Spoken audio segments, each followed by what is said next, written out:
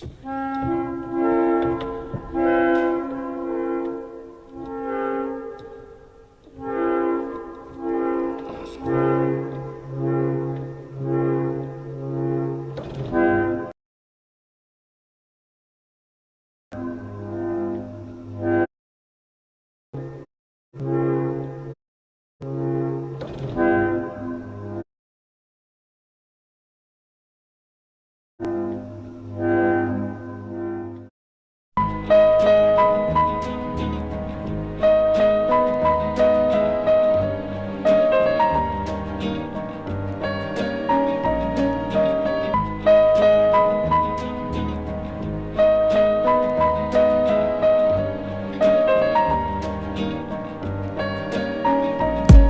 once knew a nigga whose real name was William. His primary concern was making $1 million, being the illest hustler that the world ever seen. He used to fuck movie stars and sniff coke in his dreams. A corrupted young mind at the age of 13. Nigga never had a father and his mom was a fiend. She put the pipe down, but for every year she was sober, her son's heart simultaneously grew colder. He started hanging out, selling bags in the projects, checking the young chicks looking for hit and run prospects. He was fascinated by material objects, but he understood money never bought respect. He built a reputation cause he could hustle and steal, but got locked once and didn't hesitate to squeal. So criminals he chilled with didn't think he was real. You see, me and niggas like this have never been equal. I don't project my insecurities on other people. He fiended for props like addicts with pipes and needles, and so he felt he had to prove to everyone he was evil. A feeble-minded young man with infinite potential, the product of a ghetto-bred capitalistic mental. Coincidentally dropped out of school to sell weed, dancing with the devil, smoked until his eyes would bleed. But he was sick of selling trees and gave in to his greed.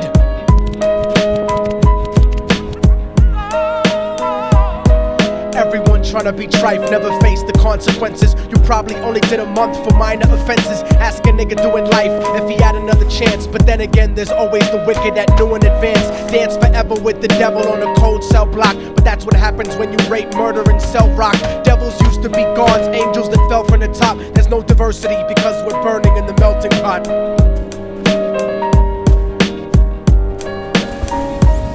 So Billy started robbing niggas, anything he could do to get his respect back in the eyes of his crew. Starting fights over little shit up on the block. Stepped up to selling mothers and brothers to crack rock. Working overtime, making money for the crack spot. Hit the jackpot and wanted to move up to cocaine, fulfilling the Scarface fantasy stuck in his brain. Tired of the block niggas treating him the same. He wanted to be major like the cutthroats and the thugs, but when he tried to step to him, niggas showed him no love. They told him any motherfucking coward can sell drugs. Any bitch nigga with a gun can bust slugs.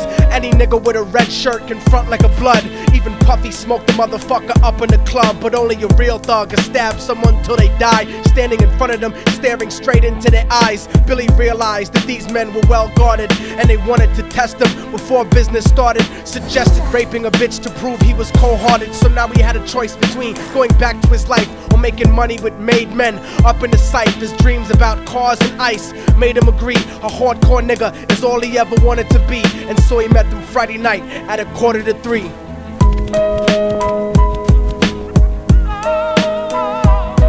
Everyone tryna be trife, never face the consequences. You probably only did a month for minor offenses. Ask a nigga doing life if he had another chance. But then again, there's always the wicked that knew in advance. Dance forever with the devil on a cold cell block. But that's what happens when you rape, murder, and sell rock.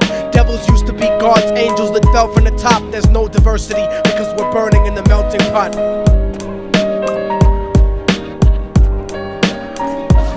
They drove around the project slow while it was raining, smoking blunts, drinking and joking for entertainment, until they saw a woman on the street walking alone, 3 in the morning, coming back from work on the way home. And so they quietly got out the car and followed her. Walking through the projects, the darkness swallowed her. They wrapped her shirt around their head and knocked her onto the floor. This is it, kid, now you got your chance to be raw. So Billy yoked her up and grabbed the chick by the hair and dragged her into a lobby that had nobody there. She struggled hard, but they forced her to go up the stairs. They got to the roof and then held her down on the ground, screaming, "Shut the fuck up and stop moving around." The shirt covered her face, but she screamed and clawed. So Billy stomped on the bitch till he broke in her jaw. Them dirty bastards knew exactly what they were doing. They kicked her until they cracked her ribs and she stopped moving. Blood leaking through the cloth, she cried silently.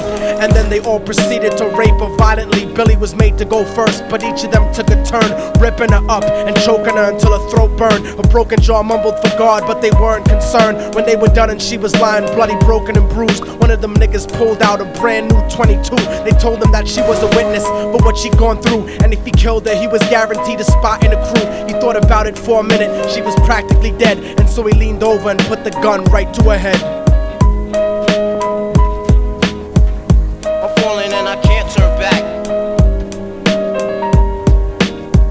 I'm falling and I can't turn back. Right before he pulled the trigger and ended her life, he thought about the cocaine with the platinum and ice, and he felt strong standing along with his new brothers, cocked the gat to her head and pulled back the shirt cover. But what he saw made him start to cringe and stutter, cause he was staring into the eyes of his own mother. She looked back at him and cried cause he had forsaken her. She cried more painfully, and when they were raping her, his whole world stopped. He couldn't even contemplate. His corruption had successfully changed his fate, and he remembered how his mom used to come home late, working hard for nothing, cause now what was he worth? He turned away from the woman that had once given him birth, and crying out to the sky cause he was lonely and scared. But only the devil responded cause God wasn't there, and right then he knew what it was to be empty and cold, and so he jumped off the roof and died with no soul. They say death takes you to a better place, but I doubt it. After that they killed his mother and never spoke about it. And listen, cause the story that I'm telling is true, cause I was there with Billy Jacobs and I raped his mom too. And now the devil follows me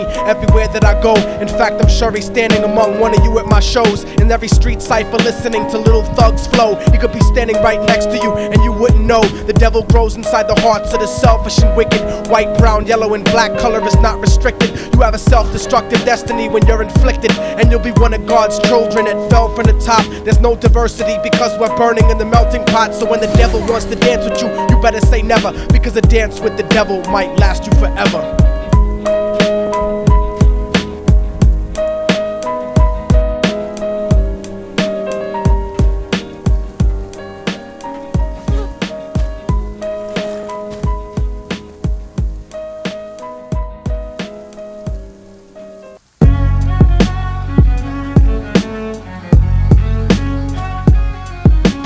Oh, y'all motherfuckers thought it was over, huh? But it's not. You didn't count on a fallen angel getting back into the grace of God and coming after you. Y'all niggas ain't shit. Your producers ain't shit. Your fucking A&R ain't shit. I'll fucking wipe my ass with your demo deal. Yo, Diabolic, take this motherfucker's head off! Go ahead and grip locks. I'll snap your trigger finger in 6 spots. You'll have to lip lock with hypodermic needles to lick shots. I watch you topple flat. Put away your writtens and holler back. Can't freestyle, you're screwed off the top like bottle caps. Beneath the surface, I'm overheating your receiver circuits by unleashing deeper verses than priests speak in churches. What you preach is worthless. Your worship defeat the purpose, like President Bush taking bullets for the Secret Service. Beyond what y'all fathom, I shit on cats and jaw tap them. Show no compassion like having a straight-faced orgasm. Tour jack them, have his half a 10, bitch suck my friend's dick. In the meantime, you could French kiss this clenched fist. Diabolic, a one-man brigade spreading cancer plague. Fist fucking a pussy's face, holding a hand grenade. So if I catch you bluffing,